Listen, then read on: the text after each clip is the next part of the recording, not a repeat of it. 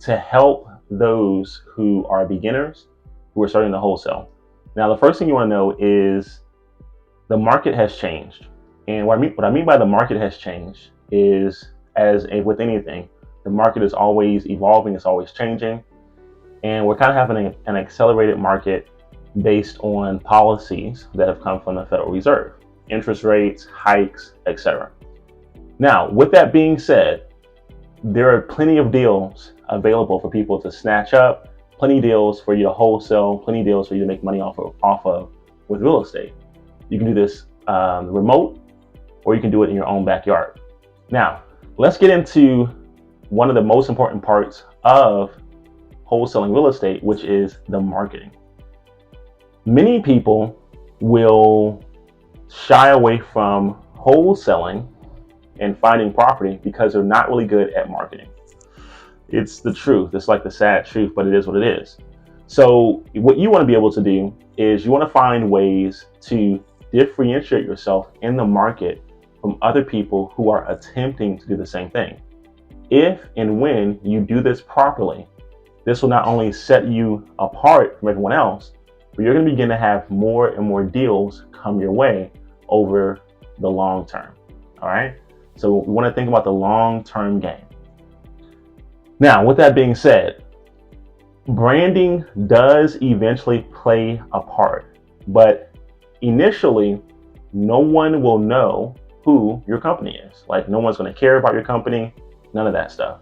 However, what these prospective sellers will care about is the fact that your company, your organization, or you as an individual is the primary person who is trying to help them out of their situation.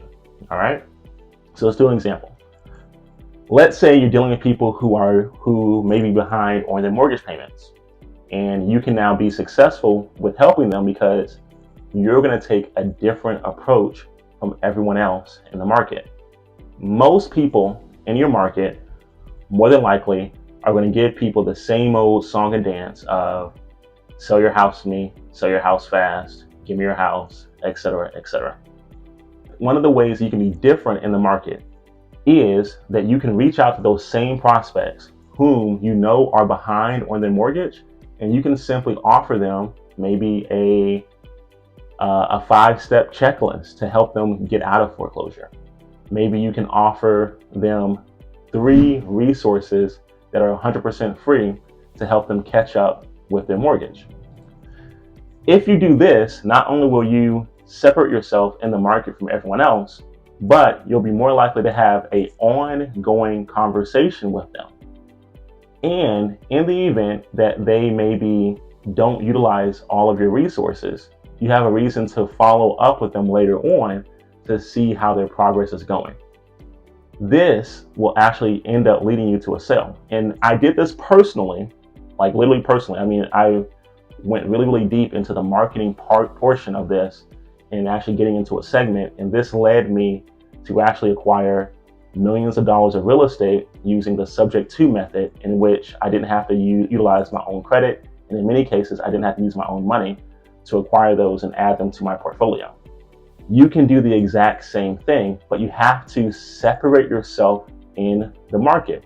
You cannot have the success that I'm speaking of if you are someone who is going to approach it like everyone else. You have to do something different. So another example of this is, if you're going after people, if you're looking for prospect sellers who, for example, have inherited a property, right? What you could do to separate yourself in the market from every other person who's also pursuing them is take the perspective of, hey, Miss Johnson, I understand that you just inherited a property from a loved one. I want to go ahead and help you in this process. Reach back out to me because I would like to give you 2 resources that could help you in your journey. One resource could be a CPA that you've networked with. The next resource could be a real estate attorney or a probate attorney or an estate attorney that you network with.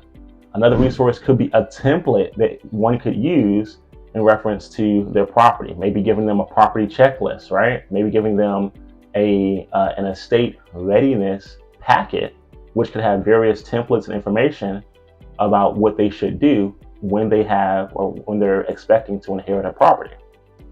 By doing that and giving them that checklist, right, or that guide, you now have a reason to follow back up with Ms. Johnson. And if, for example, Ms. Johnson says, hey, I've reached out to that attorney you gave me, I reached out to the CPA you gave me, that CPA let me know that if I continue to hold on to the property, that I'm gonna have to pay an estate tax of 50%. I would rather go ahead and sell the property to you, right? These are simple yet easy things that you can do to separate yourself in the market. Another thing in reference to marketing is you want to be the person that digs deep into a market and not someone who's looking to be very broad into a market. So for example, what I did in the markets that we're in is I looked for specific type of sellers and I went and dug deep into that market, deep into the marketing message, deep into the personas of the people that we help. So I'm not someone who's just saying to people, hey, sell me your house. That's not the approach that we take. And that's why we have a lot more success than other people, because what people are telling you to do, and what they're telling a lot of newbies to do, and that I believe they're telling newbies to do this as a way to really have them burned out in the market, is they're telling newbies to take the shotgun approach of, I help everybody, let me buy your house, sell me your house, sell me your house, sell me your house, take the same old 50%, cash on cash offer, and let's do the deal. Meanwhile, people that are really making a staple and a foothold in your market, that's not the approach they're taking. They're taking strategic approaches. They're networking with real estate attorneys, and they're networking with probate attorneys, and they're networking with foreclosure attorneys, and they're able to get access to more leads. They're able to get access to more referrals. They're networking with other realtors and professionals, contractors in their area, so that, for example, like one of the companies that I network with is a roofing company. And the reason that I network with this roofing company is when someone calls the roofing company, obviously their roof needs to be repaired. In some cases, people cannot afford to repair the roof.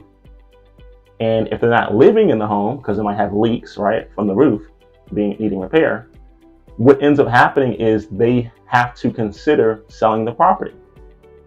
So then that person becomes a referral or a lead, and it becomes a warm lead. So now the roofing manager or the sales rep who's out there talking to them says, hey, listen, I understand that these repairs they can be expensive.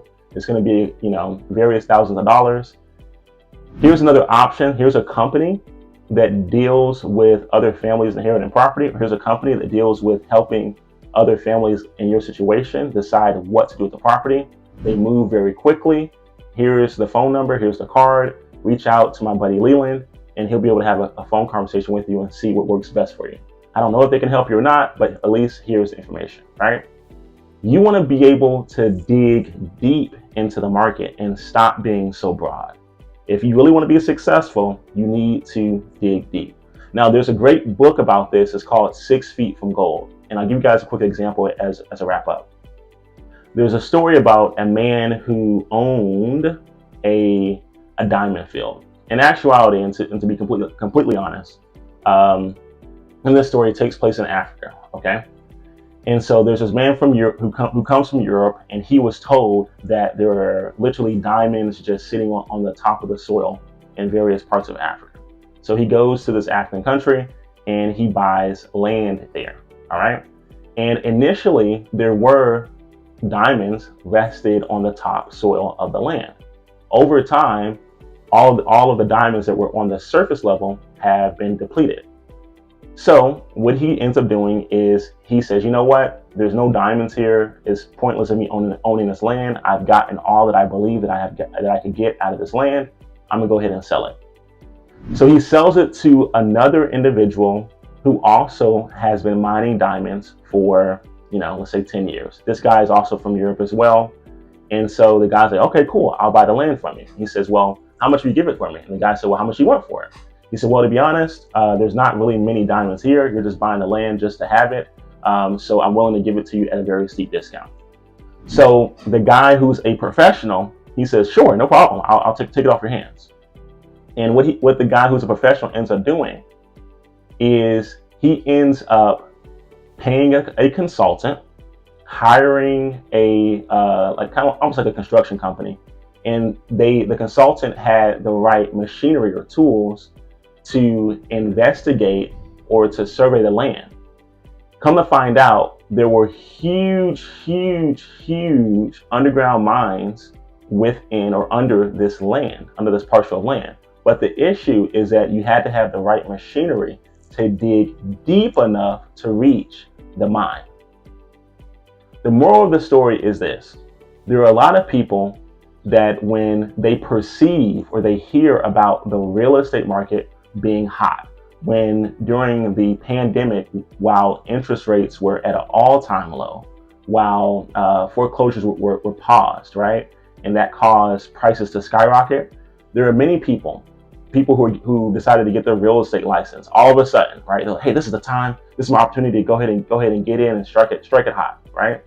And during that time frame that we had the actual pandemic, what was happening metaphorically is that people were finding diamonds on the top soil. In other words, people were closing deals that were a lot easier and readily available, primarily because of just the market's conditions. Over time, markets change, just like in the allegory or the story that is given in this book called Six Feet Away from Gold, from diamonds, whatever it's called. I think it's called 6 Feet of Gold. Nonetheless, over time, markets change. And it's not that there's not success in a particular market, it's that the approach needs to adjust to the current market conditions.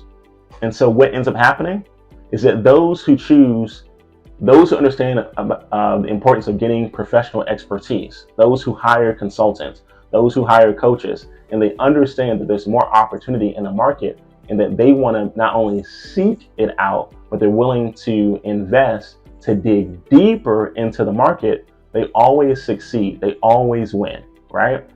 This is literally the equivalent of when the real estate market crashed.